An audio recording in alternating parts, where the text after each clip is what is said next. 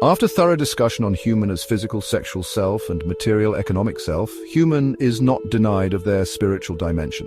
However, this aspect of human is often confined in a personal or subjective fashion.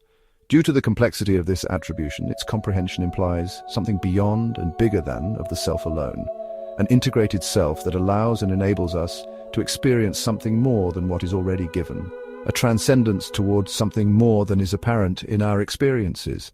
Hence, spiritual experiences are expressed in the belief that there is more to life than just the physical body and material possessions. Moreover, the self tends to engage in contemplative practices like meditation and prayer that help us connect with our deeper selves, bringing us into contact with the divine, such as seeking meaning and purpose in life, manifesting our wisdom, courage, humanity, justice, temperance, and transcendence.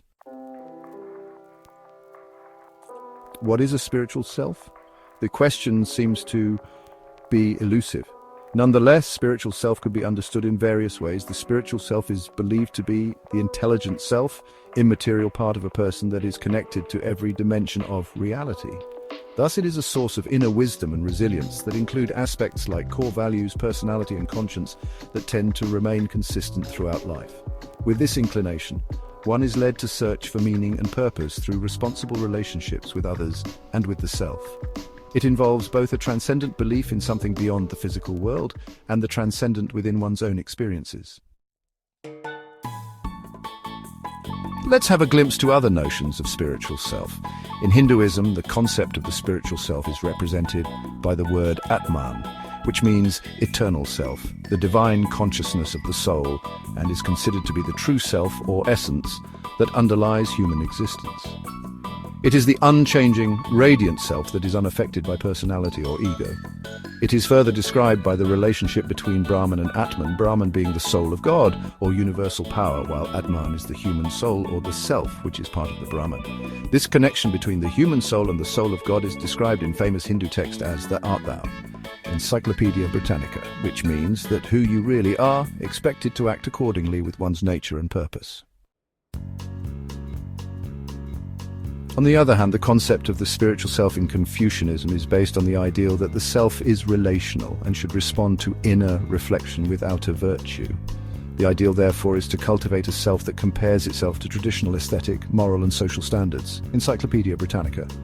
It's a gradual transition from uncultivated self into self-cultivated one. It is the development of oneself, both mind and body, throughout life, an endless transformation of the self. Peters, 2020. The practice of religion often involves belief in a supernatural being or power. It's crucial to examine religion and its various dimensions to gain a deeper understanding of this topic.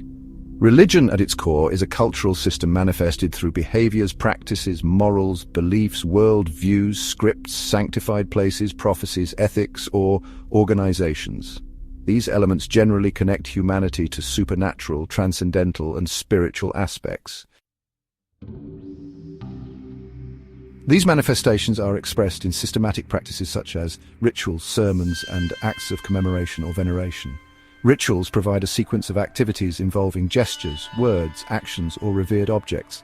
They may be prescribed by the traditions of a community, including a religious community. Sermons, on the other hand, are religious discourses or orations delivered by a preacher, usually a member of the clergy. Sermons typically address scriptural, theological, or moral topics, often expounding on beliefs, laws, or behaviors within both past and present contexts. Elements of a sermon often include exposition, exhortation, and practical application. The act of delivering a sermon is called preaching. In secular usage, the term sermon may refer often disparagingly to a lecture on morals. Commemoration or veneration involves practices to remember and give respect to significant figures or events that have enriched faith. Veneration specifically is the act of showing profound respect for someone or something considered holy or very important. Relics are often objects of veneration. Within Christianity, veneration is practiced by groups such as the Eastern Orthodox Church, the Oriental Orthodox Church, the Roman Catholic, and Eastern Catholic churches, each with varying types of glorification procedures. It is the act of honoring a saint, a person identified as having a high degree of sanctity or holiness. Veneration of saints is practiced, formally or informally, by adherents of some branches of all major religions, including Christianity, Judaism, Hinduism, Islam, Buddhism, and Jainism. Sacrifices have been incorporated into the religions and cultures of the world in various and often complex ways. In recent years, however, sacrifice has been judged to be ineffective, and some of its forms involve cruelty and are even contrary to the law of the Church. Festival is a time of special importance marked by adherence to that religion. Religious festivals are commonly celebrated on recurring cycles in a calendar year or lunar calendar. The science of religious rites and festivals is known as heotology. Prayer is a significant aspect of religious practices around the world. It serves as a way for the self to connect with a higher power, seek guidance, express gratitude, and find solace. While the concept of prayer may seem universal, the ways in which people in different religions approach and practice prayer vary greatly. Religion indeed is both an instrument and a process that forges connection to one's own self, to others, and to one's belief. It is a social system that fosters a sense of community or belongingness, where young and adults as well feel accepted and valued, a source of emotional and spiritual support as guidance for moral and ethical life, strengthening social engagement and self-satisfaction. In addition, religion is the belief in supernatural being and power. This is associated with the belief in mythical beings that have long captured the imagination of human beings. These beings are often thought to possess extraordinary abilities or attributes, and are typically found in oral traditions or folk tales. The concept of supernatural creatures has evolved over time, with stories of these enigmatic beings being passed down to generations, each recounting their unique origins, powers, and interactions with humans. The world of supernatural beings is vast and diverse, ranging from monsters to benevolent deities. Different cultures have their own unique interpretations and classifications of these beings, with some focusing on elemental spirits, and still others on powerful demigods. Regardless of their form or function, supernatural creatures have consistently served as both cautionary figures and symbols of wonder, inspiring both terror and admiration in the hearts of individuals who encounter them. Jenkins, 2023. The concept of soul or spirit. Generally, in a traditional approach, the concept of the soul is associated with religious and philosophical discourses, the immaterial essence of human that posits identity, personality, individuality, humanity, and an offshoot to new life after death. It is the aspect of a living being that could survive death. Origin of the soul. The early Hebrews apparently believed that humans are a composite of souls and are inseparable. However, in the biblical context, soul is a holding breath that unites the ethereal soul and the corporeal body. Moreover, Christian concepts of a body-soul dichotomy originated with the ancient Greeks.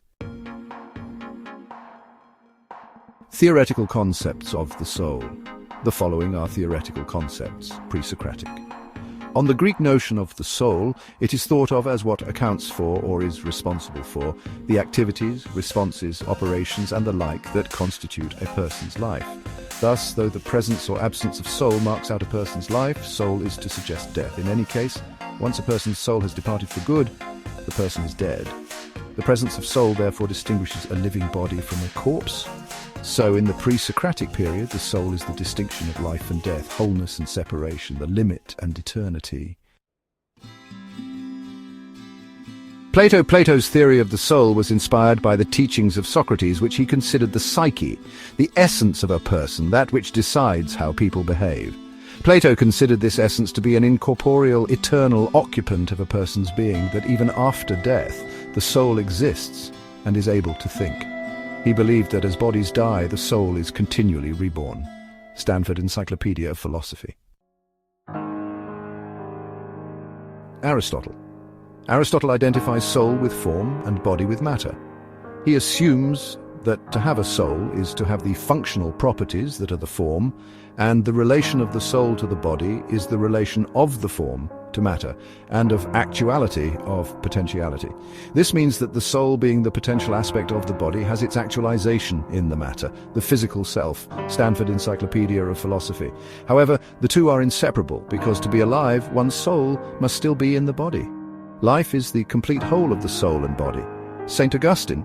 According to Augustine, the principle of the vital force is the soul, an incorporeal substance which cannot be perceived by means of an image, but which is apprehended by the understanding and discovered to our consciousness by its living energy. Stanford Encyclopedia of Philosophy. Filipino and the soul. Souls in Filipino cultures abound and differ per ethnic group in the Philippines. The concept of souls includes both the souls of the living and the souls or ghosts of the dead. The concepts of souls in the Philippines are a notable traditional understanding that traces its origin from the sacred indigenous Philippine folk religions. Mercado, 1991. It is the non-material essence of a person, which includes one's identity, personality and memories, an immaterial aspect or essence of a living being that is believed to be able to survive physical death. The concept of the soul is generally applied to humans, although it can also be applied to other living or even non-living entities, as in Animism, the Britannica 2022.